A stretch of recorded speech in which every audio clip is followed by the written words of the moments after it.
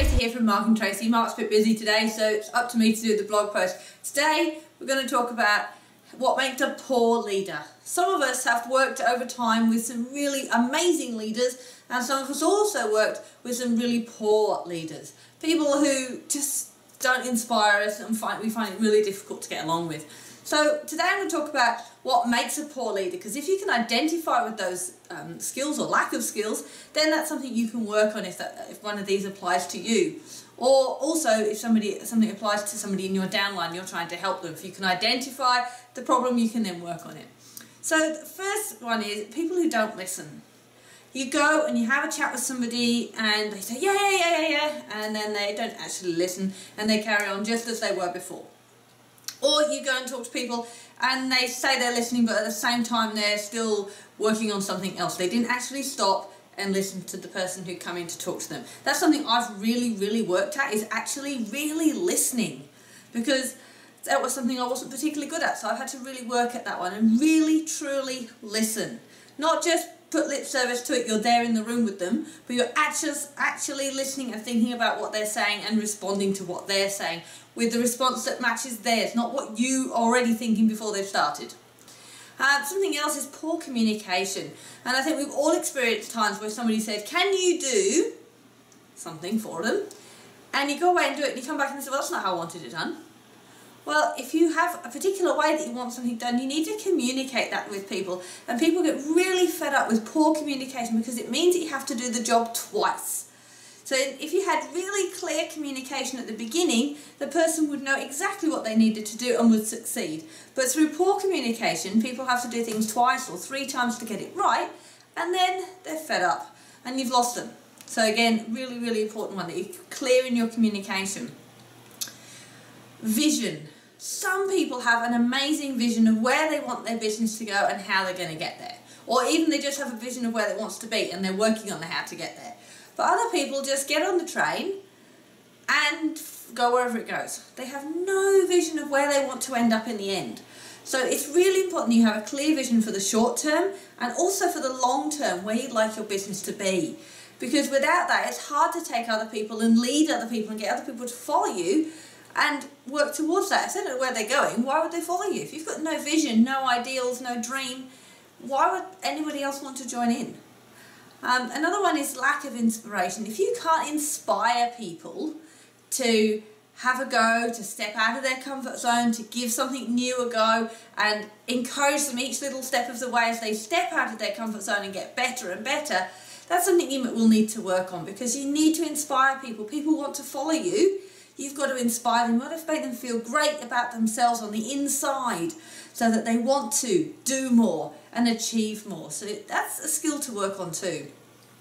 And the last one, which actually stems from all of the others altogether, is lack of respect. If you don't listen to people, if you communicate poorly with people, if you have no vision for where you want to go, if you have really bad skills at inspiring people, you're not going to have respect.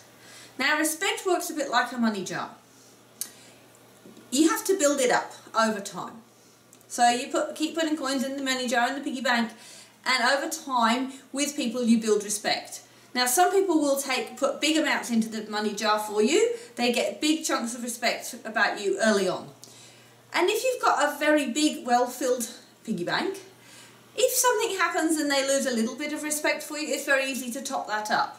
But if you have a very empty piggy bank and you do something that loses their respect or challenges them to the point that they're finding things really difficult and they need that respect to pull them through, then you'll find that you don't have anything to draw on. You're withdrawn effectively in respect. So respect is something you really need to build upon all the time, so that you've always got that really big piggy bank full of respect, so that you can, if things happen, you can draw down on it, but you're never going to go into negative and become overdrawn on your piggy bank of respect. So how can you improve these skills? If you don't have these skills, what are you going to do? Some people are naturally good leaders. I worked in many schools, and there are children right in the early years of school who you know are going to be school captain, or have that leadership just born in them. They just are born leaders. But it doesn't happen for all of us.